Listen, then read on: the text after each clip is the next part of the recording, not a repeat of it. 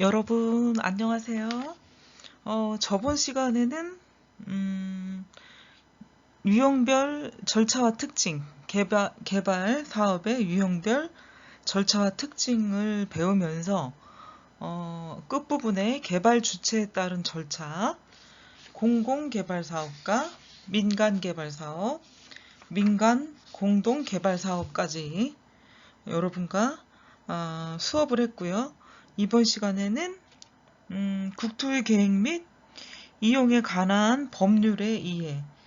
개발 사업을 하다 보면은 법에 저촉되는 내용들이 이제 많고 그 법에 저촉되는 내용들 중에서 뭐 중복되는 것도 있고 또 걸쳐 있는 부분들도 많다 보니까 첫 번째로 전체적인 그 큰 법 안에 테두리 안에 개발 사업이 들어가 있다 보니까 관련된 법과 또 저촉되는 부분들을 세부적으로 알 수가 있는데 개발 사업을 하나를 하려면은 뭐 20개 이상, 23개, 뭐 25개, 30개의 법을 어, 걸쳐 있는 거를 다 그 법에 저촉되지 않는 거를 우리가 가지고 개발 사업을 해야 되기 때문에 기본적으로 이제 인허가도 마찬가지지만 법을 알아야지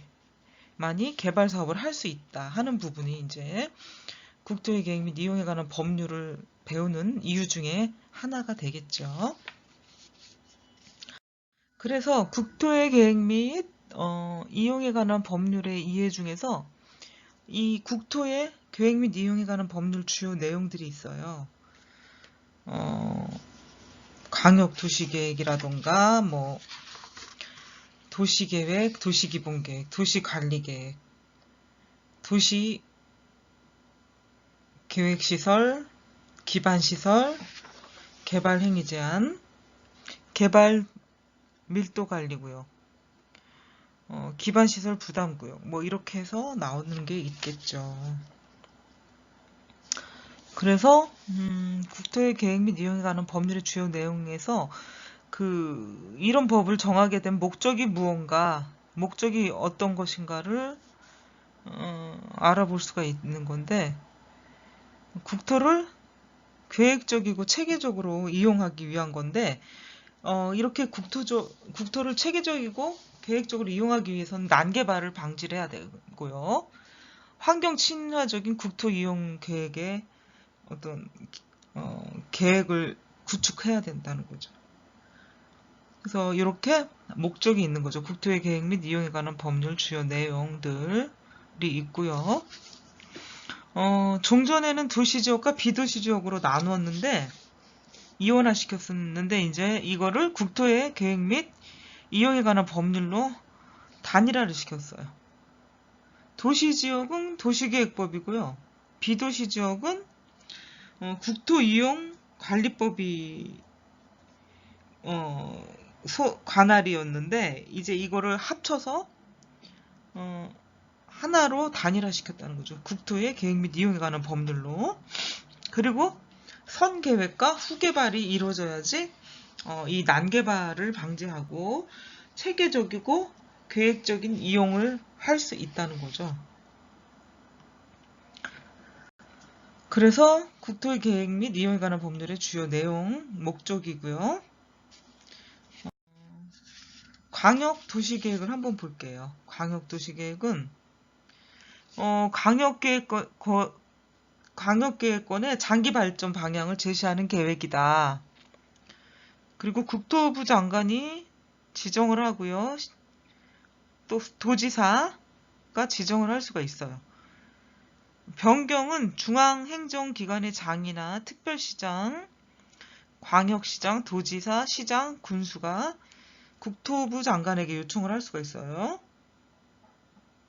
변경 조치는 중앙도시계획위원회 심의를 한 후에 할 수가 있는 거죠. 그래서 광역도시계획 수립 흐름들 보면 기초조사, 용역을 줘서 이제 기초조사를 해요. 국토해양부 장관, 시도지사, 시장 군수가 시키죠. 그러면 광역도시계획이 수립을 위한 기초조사를 하게 되고요. 공청회를 개최하고요. 지방자치단체, 시장군수, 시도 또는 군회의 의견을 청취를 하는데 광역도시계획 입안을 하기 위해서고요.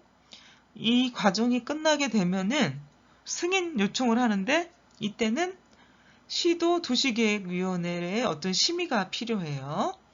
지방도시계획위원회의 자문도 필요하고 그리고 광역도시계획 승인이 필요한데 승인 요청을 했으니까 이건 국토해양부 장관 아니면 도지사가 하는 건데 중앙행정기관의 장과 협의를 할 수가 있고요.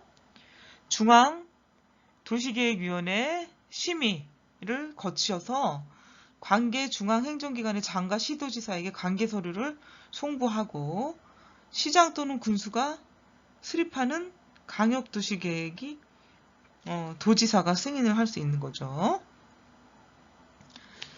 그리고 승인된 광역도시계획에 대한 일반적인 공고하고 열람을 할 수 있게 되는데 이건 공고 열람, 시도지사 또는 시장 군수가 공고나 열람을 하게 만들죠. 그리고 광역도시계획은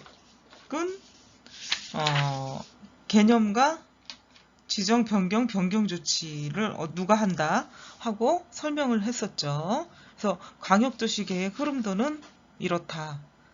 여러분들과 표를 봤고요. 세 번째 이제 도시계획이에요.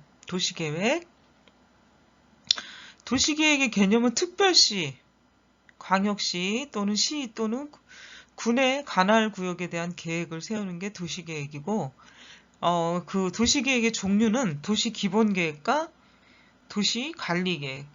그럼 먼저 앞서는 게 도시기본계획이 되겠죠? 도시기본계획 아래 도시관리계획이 만들어지는 거죠. 예, 그러면 도시기본계획을 한번 볼게요. 네 번째. 개념은 특별시, 광역시, 시 또는 군의 관할구역에 대한 기본적인 공간구조와 발전 방향에 대한 종합계획으로 도시관리계획이 지침이 되는 계획이다. 이게 도시기본계획이다. 대상은 특별시, 광역시, 시, 군의 관할구역이 되겠고요. 세 번째 수립권자는 특별시장, 광역시장, 시장, 군수가 되겠습니다. 우리가 전반적인 법의 흐름을 먼저 배우고 개발이 어떤 거다 하고 이제 배우면 좋겠지만 그 개발에 관해서 이런 게 개발 사업이고 이런 절차들이 필요하고 어떤 개발의 종류가 있는지를 배웠는데 다음 이제 국토의 계획 및 이용에 관한 법에 저촉이 되다 보니 전체적인 이제 법에 대한 틀에 대한 거를 이제 배우는데 좀 더 구체적으로 배운다고 볼 수가 있겠죠. 다음에는 이제 도시기본계획 다음에 도시관리계획이거든요. 도시관리계획은 특별시, 광역시, 시 또는 군 개발, 정비, 보존을 위해서 수립하는 토지 이용, 교통, 환경, 경관, 안전, 산업, 정보통신, 보건, 후생, 안보, 문화 등에 관하여 용도지역 지구의 지정 또는 변경, 기반시설의 설치, 정비 또는 개량에 관한 사항, 도시개발사업 또는 도시재개발사업에 관한 계획, 지구단위 구역의 지정, 변경에 관한 계획 및 지구단위 계획을 도시관리계획이라고 합니다. 대상은 어떤 건가? 대상 지역은 특별시, 광역시, 시, 군의 관할구역이 되겠고요. 그러면은 도시관리계획의 입안권자는 누가 되냐? 입안권자, 국토교통부 장관, 특별시장, 광역시장, 시장, 군수가 되겠죠. 그 지역의 가장 우두머리, 대빵이라고 할 수가 있겠고 그 전체는 이제 국토교통부 장관이 되겠죠. 그러면 주민 제한은 어떤 게 있나? 기반시설의 설치와 정비, 개량에 관한 사항, 지구단위계획구역의 지정 및 변경, 지구단위계획 수립의 지정 및 변경 등이 있습니다. 그래서 주민이 제한할 수가 있다. 이런 것들을. 우리 지역에 기반시설 설치하는 거, 정비하는 거, 개량하는 거, 그리고 지구단위계획 수립 지정 및 변경을 주민들이 제한할 수 있다 하는 거를 여러분이 이제 알 수가 있겠죠. 여러분들도 제한할 수가 있는 거죠. 여러분들 지역에서 살면서 뭐 이런 것들을 설치해 주세요. 정비해 주세요. 고쳐 주세요. 뭐 제한할 수 있는 겁니다. 충분히.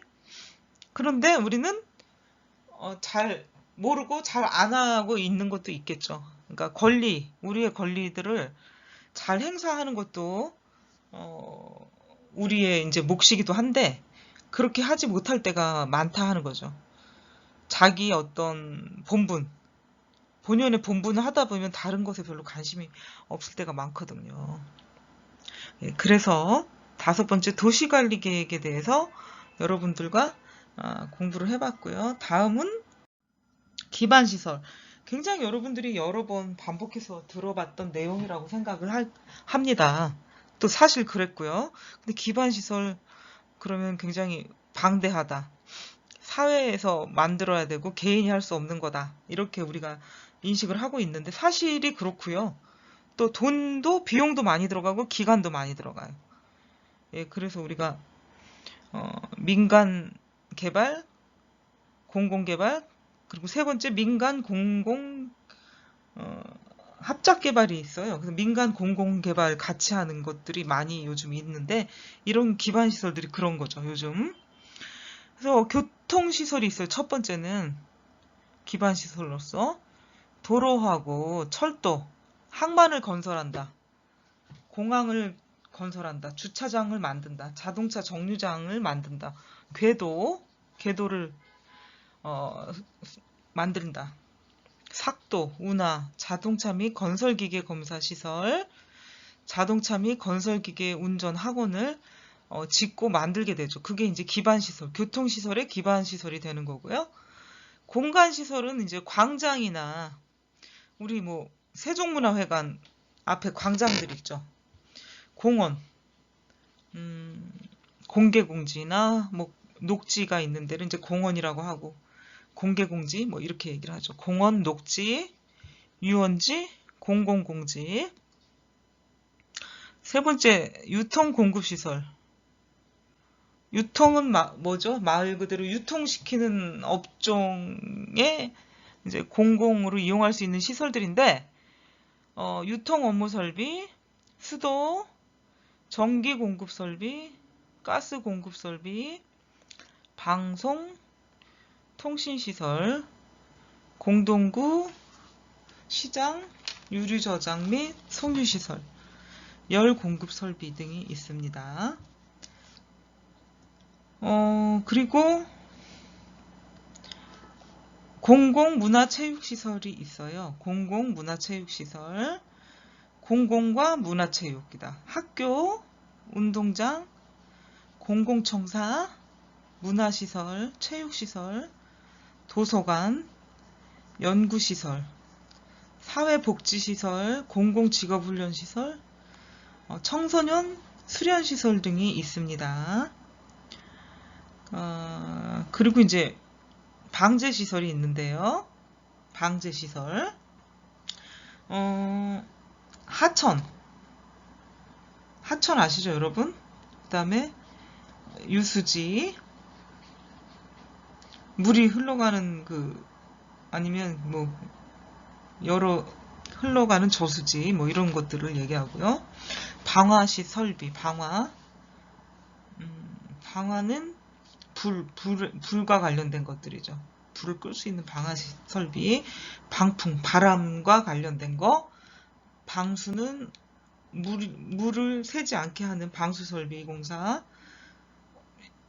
사방설비, 방조설비 이런 것들이 이제 방제시설이 되겠죠.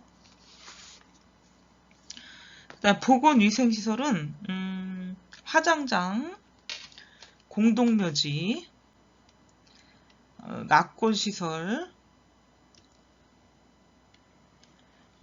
장례식장, 도축장, 종합 의료 시설.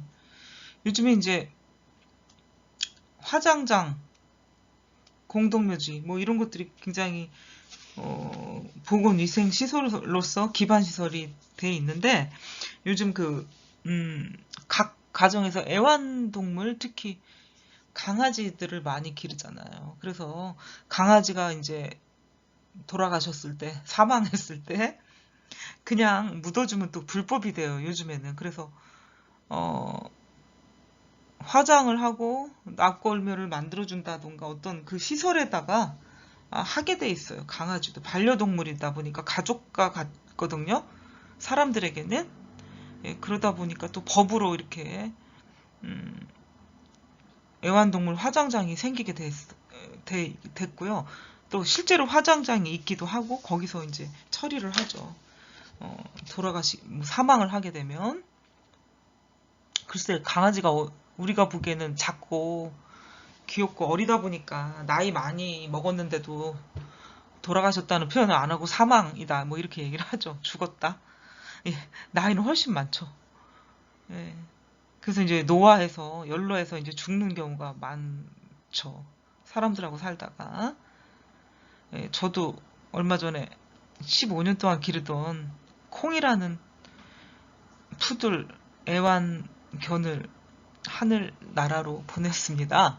예, 그러다 보니까 가끔 집에 혼자 있을 때 또 이렇게 동영상 강의를 만들면서 가끔 짓곤 했어요. 그래가지고 다시 녹음을 한다거나 아니면 그냥 쓰기도 했는데 그렇더라고요. 있다가 없으면 항상 표시가 나더라고요. 그러니까 굉장히 가족처럼 지내다가 없으니까 허전하고 강아지지만 그리울 때가 많습니다. 그 헤어짐, 이별 너무 슬프죠? 여러분들도 뭐 그런 경험이 있을 수도 있지만 모든 이별은 너무 가슴이 아픈 것 같아요. 네, 그래서 애완동물을 함부로 기르고 싶지 않았는데 이렇게 됐죠. 어쩔 수 없이.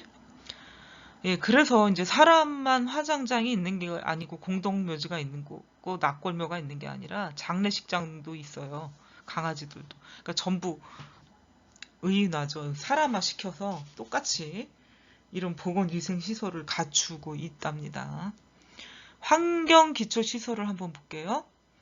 하수도라든가 폐기물 처리시설, 수질오염 방지시설, 폐차장 등이 이제 환경기초시설로 들어간다고 볼 수가 있겠습니다. 그러니까 이런 것들이 정말 사람들에게는 꼭 필요한 시설들이잖아요. 기반시설이라는 게. 그렇다 보니까 개인이 할 수도 있지만 공공이나 나라에서 좀 더 체계적으로 할 수 있는 이런 공사들을 하는 거죠. 시간과 돈이 많이 들어가고 개인이 하기엔 너무 크다는 거죠, 공사가. 예, 그래서 이런 기반 시설들은 반드시 필요하고요.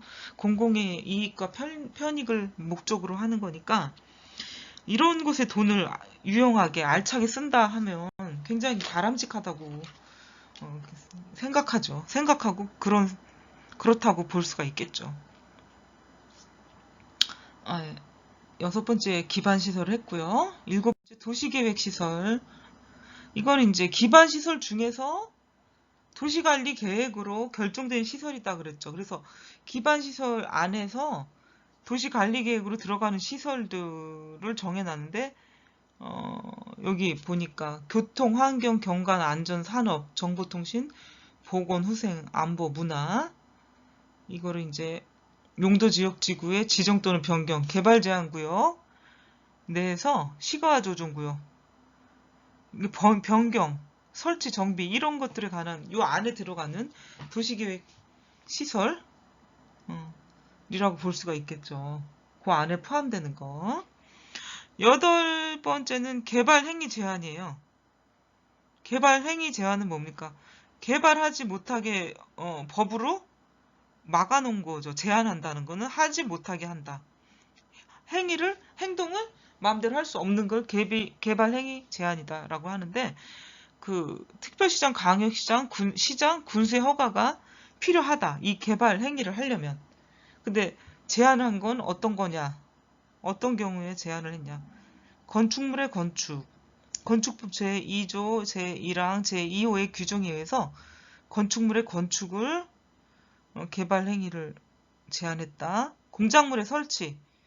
인공을 가하여 제작한 시설물의 설치인데 건축법 제2조 제1항 제2호의 규정에 의한 건축물 제외다. 세 번째는 토지의 형질 변경. 절토, 자르는 거죠. 성토, 정지, 포장 등의 방법으로 토지 형상을 변경하는 행위와 공유수면의 매립을 마음대로 할 수가 없어요. 그래서 개발 행위를 제한해줬기 때문에 허가를 받아야 된다.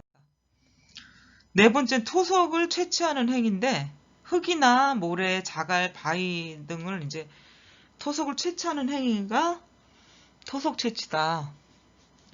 다만 토지 형질 변경을 목적으로 하는 것을 제외한다.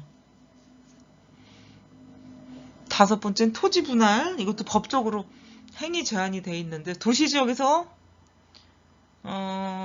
각 목의 1에 해당하는 토지의 분할이다 라고 했어요. 그래서 기역, 니은, 디귿이 있는데 토지지역 안에서 관계법령에 의한 허가, 인가 등을 받지 않고 행하는 토지의 분할이다. 두 번째는 건축물이 없는 토지를 건축법 제49조 제1항의 규정에 의해서 분할 제한 면적 미만으로 분할하는 토지의 분할이다. 토지의 합리적인 이용을 저해하는 것으로서 너비가 5m 이하로 토지 분할을 하는 거고요. 다만 다른 법령에 의해서 토지 분할에 관한 인허가 등을 받는 경우는 제외한다.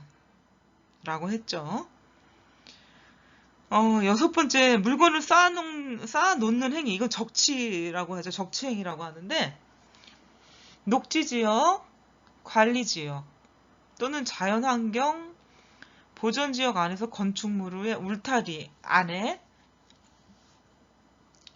이 울타리 안이 아닌 토지에 물건을 1개월 이상 쌓아놓는 행위, 적치죠, 적치. 그래서 적법한 절차에 의해서 조성된 대지에 한한다.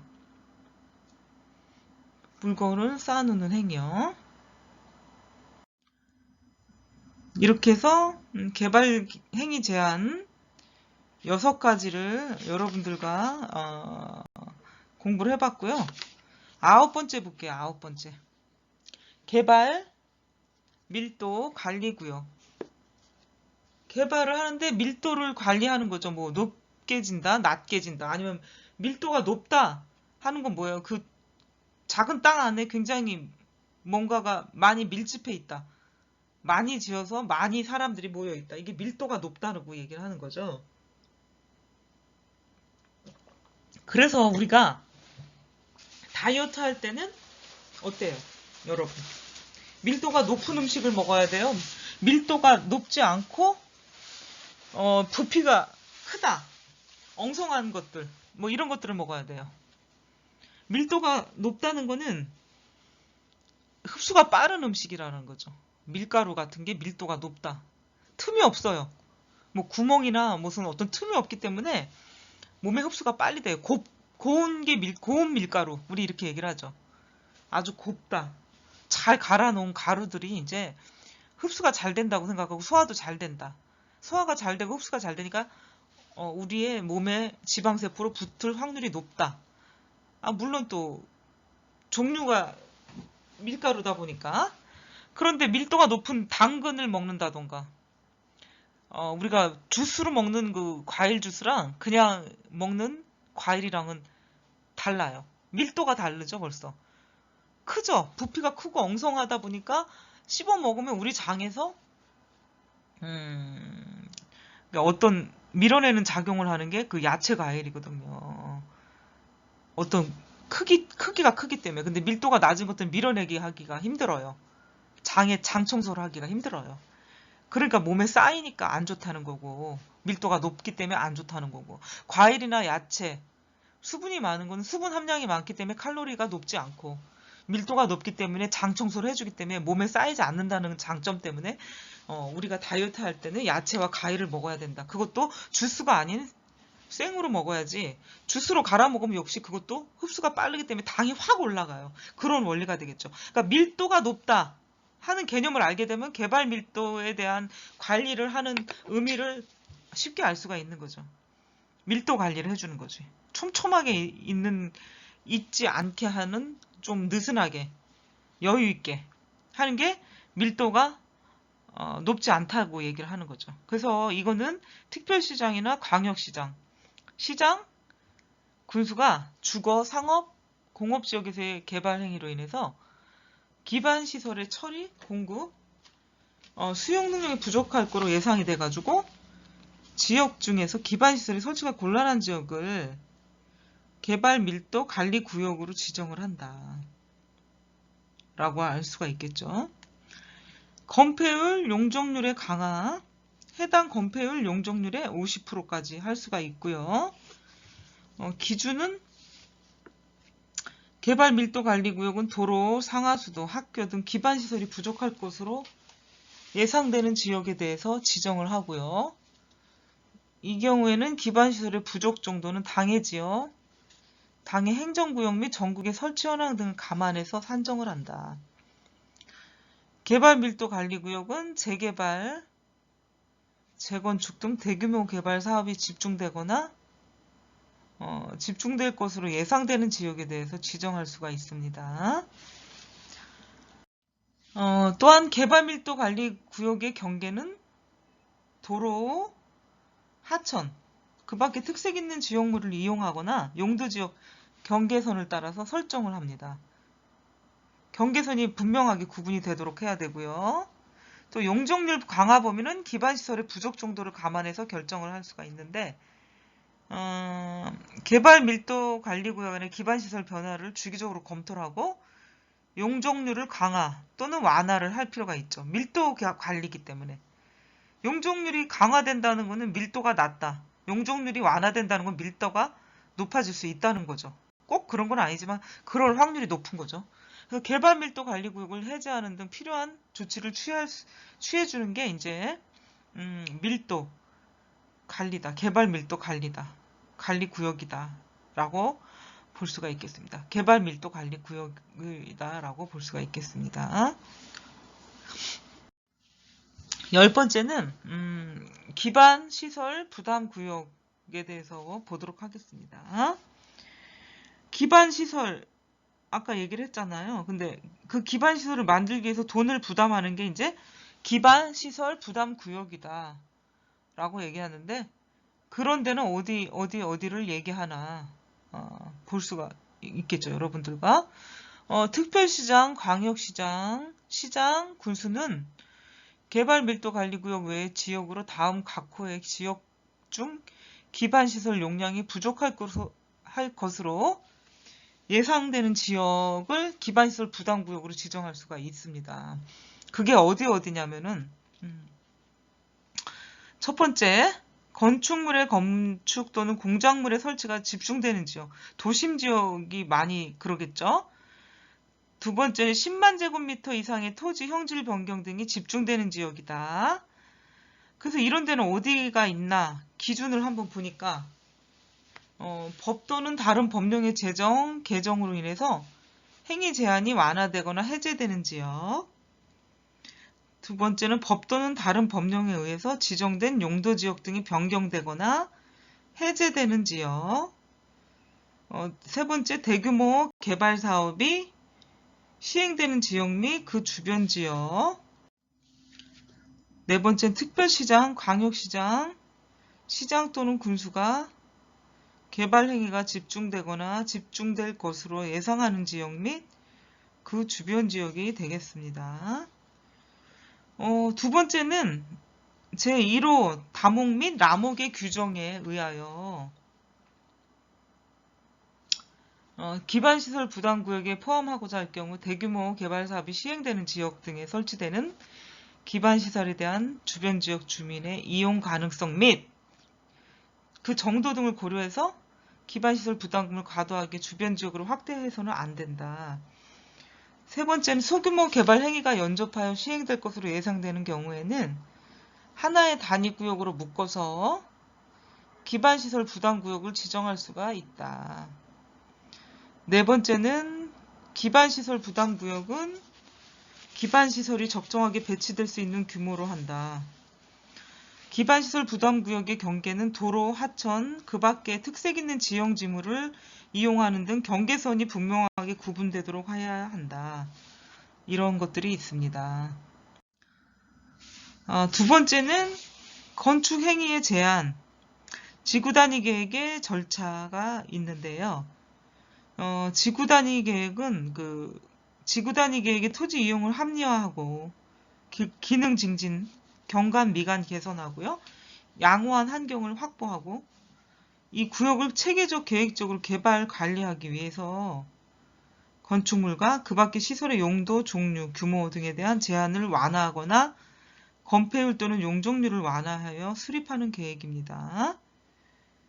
이거는 이제 지구 단위 계획 구역 및 지구 단위 계획은 도시 군 관리 계획으로 결정을 하는 거예요. 도시 군 관리 계획. 그리고 도시 군 관리 계획은 특별시, 광역시, 특별자치시, 특별자치도, 시 또는 군이 전체 어떤 용도지역, 용도지구 등의 토지 이용 계획과 기반시설, 정비 등의 중점을 두어서 이 조화를 이루도록 하는 게 이제 이 지구 단위 계획이라고 할 수가 있겠죠. 난개발 방지를 또 위한 것이기도 하고요. 이 삶의 환경 개선, 그래서 임금까지도 미칠 수 있다는 거. 그리고 인간과 자연이 공존하는 환경 친화적인 그런 것들을 추구하고, 그리고 지구 단위 계획은 10년 내에 걸쳐 나타난 시군의 어떤 성장 발전의 모습이 되겠죠. 그래서 그 지구현 지역의 미래 모습을 반영해서 수립을 할 수가 있는 거죠. 지구 단위 계획은 굉장히 좀 장기적인 계획이라고 볼 수가 있겠죠. 그래서 이렇게 지구 단위 계획의 구역을 지정을 할 수가 있는데, 이제 지구 단위 계획의 절차를 먼저 보면은요, 먼저 기초조사를 하게 돼요. 기초조사. 지구 단위 계획의 지정은 도시군 관리 계획의 어떤 계획한 지역,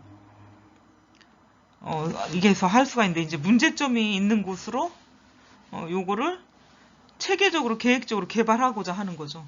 문제점이 있는 지역을. 그래서 기초조사를 해요. 구청장,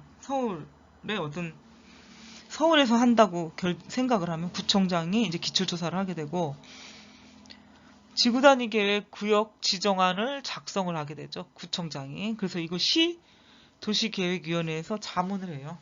자문을 받게 되죠.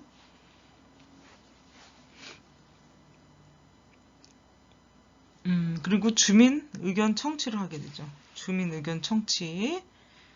자치구 도시계획위원회에 자문을 받게 되고요. 지구 단위 계획의 지정 입안을 합니다. 구청장이. 그 지구 단위 계획의 지정 목적, 중심 기능, 해당 용도지역의 특성과 도시의 관리 정책, 도시 공간상의 어떤 종합적인 사항을 고려해가지고 기존 시가지 정비 관리 보존하는 게 이제 이 도시 지구 단위 계획을 지정하는 목적이 되겠죠. 기존 시가지 정비도 되고요. 기존 시가지의 관리, 기존 시가지를 보존하는 목적, 신시가지를 개발할 수도 있고요. 복합 용도를 개발할 수도 있고, 유휴 토지 및 이전 적지 개발, 비시가지 관리 개발, 용도 지구 대체, 복합구역 등을 이제 들 수가 있겠죠. 이런 원칙을 가지고 지구 단위 계획을 지정을 하게 되는 거죠. 그 지구 단위 계획의 지정 입안은 구청장이 하게 되는데, 결정 신청을 구청장이 이제 시장에게 올려요. 그래서 관계 행정기관의 장과 협의를 합니다. 30일 이내에 처리를 하게 돼요. 그러면은 시도시계획위원회 심의를 받고 지구단위계획 구역의 지정 결정 고시를 하게 돼요. 시장이.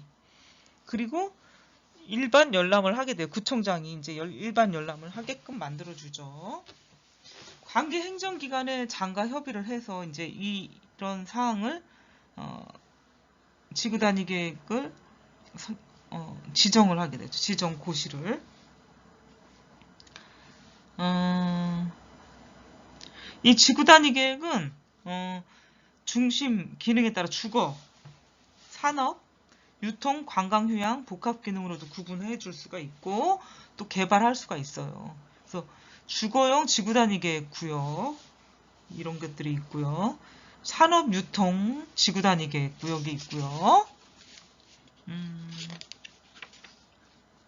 또 관광, 휴양용 지구단위계획 구역, 특정 지구단위계획 구역, 그다음 복합형 지구단위계획 구역 등이 있습니다.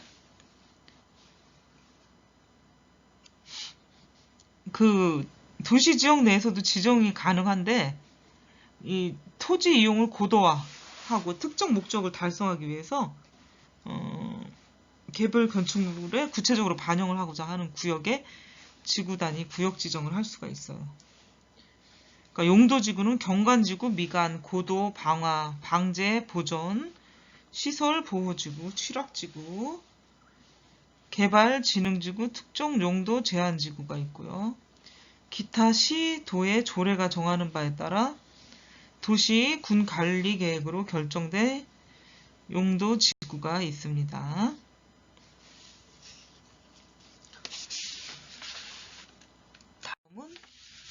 다음은 도시 기본계획 수립 및 도시계획 설치 계획 절차를 보겠습니다. 도시계획 시설사업 추진 절차는 도시계획 시설 사업의 시행자를 지정을 해요. 민간 시행자, 토지 면적 3분의 2 이상 소유권 확보 및 토지 소유자 총수의 2분의 1 이상이 동의를 해줘야 되고요. 도시계획 시설 사업의 실시계획 작성을 하는데 설계도서, 자금계획, 공공시설, 귀속 및 협의, 인허가 의제 도서 등이 필요하고요. 주민 의견 청취, 서류의 열람이 필요한데 15나 지방 일간지 20일 이상 일반 열람이 가능하고요. 관계 행정기관의 장과 협의를 할 수가 있습니다. 실시계획 작성 및 인가를 해주고요. 15일 이내 실시계획 고시를 해요. 10일 이내 시장 15 고시인데 관계 행정기관의 장에게 통보를 해줘요. 실시계획 고시를. 그리고 착공을 시작을 하게 되죠. 그래서 이렇게 도시 기본계획 수립 및 도시계획 시설 설치 계획 절차가 이렇게 진행이 된다 하는 거를 여러분들이 표로 알아볼 수가 있겠고요.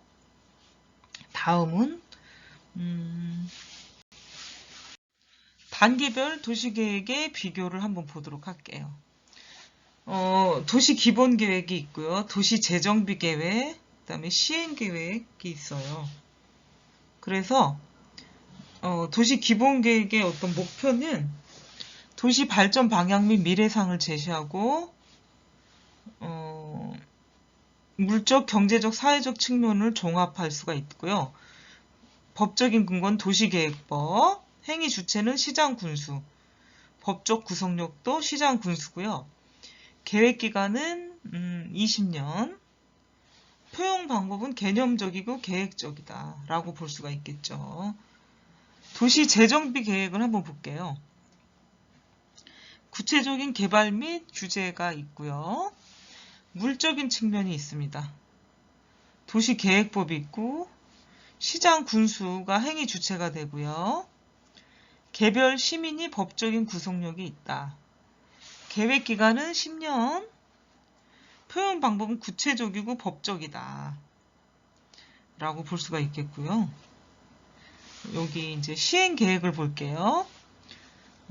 사업 집행, 특정 대상 사업, 도시계획법, 개별해당법, 시장 군수 시행자 조합, 개별 시민, 법적 구속력은요. 계획기간은 1년에서 5년 정도가 되겠고요. 상세 계획 및 설계를 해주는 게 이제 시행 계획이 되겠죠. 그래서 단계별 도시계획에 비교해서 가장 큰 계획은 어떤 거고 중간, 그다음에 마지막에 계획은 어떤 거다. 이 표로 충분히 알 수가 있을 거라고 봅니다. 그럼 가장 큰 계획은 어떤 거예요? 도시 기본 계획이 되겠죠. 계획 기간도 20년이에요. 중간에는 도시 재정비 계획이다. 계획 기간 10년. 그러면 시행 계획은 몇 년인가? 1년에서 5년이다. 이건 이제 상세하게 들어가는 그 시행 계획이다 보니까 행동으로 옮기는 그런 내용들이니까 직접적인 어떤 계획만 세워놓은 게 아니고요. 행동으로 옮기는 거죠. 그래서 1년에서 5년 사이다.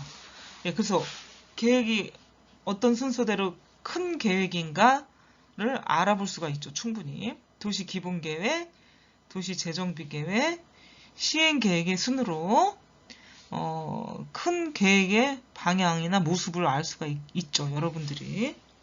이런 큰 계획 아래 중간 단계 계획이 또 세워질 수가 있고요.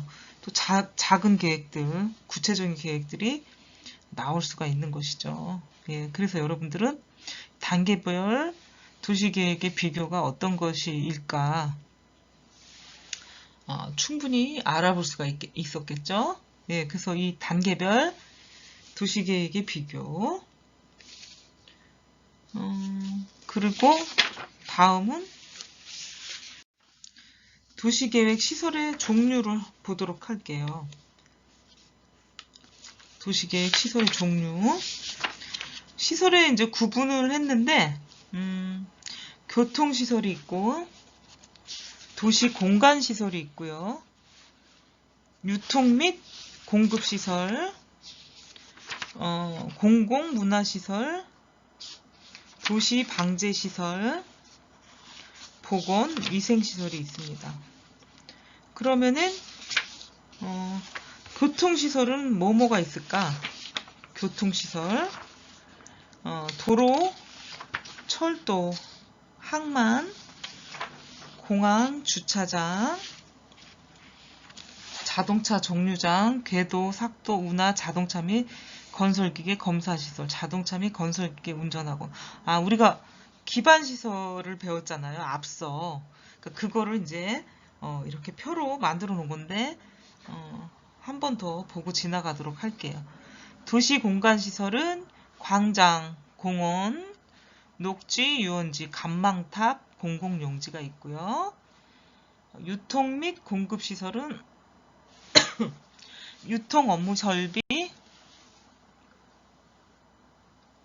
수도, 전기 공급 설비, 방송, 통신시설, 공동구, 시장, 유류 저장 및 섬유시설, 열공급 설비, 공공문화시설들을 볼게요. 공공문화시설, 학교, 운동장, 공공청사, 문화시설, 도서관, 연구시설, 사회복지시설, 공공직업훈련시설, 청소년 수련시설. 그 다음에 도시방제시설은 하천, 유원지, 저수지, 방화시설, 방풍시설, 방수시설, 시방설비, 방조설비, 보건, 위생시설은 하수도, 화장장, 공동묘지, 폐기물 처리시설, 도축장, 장례식장, 수질 오염 방지 시설, 종합 의료 시설, 폐차장 등이 있습니다. 그래서 이제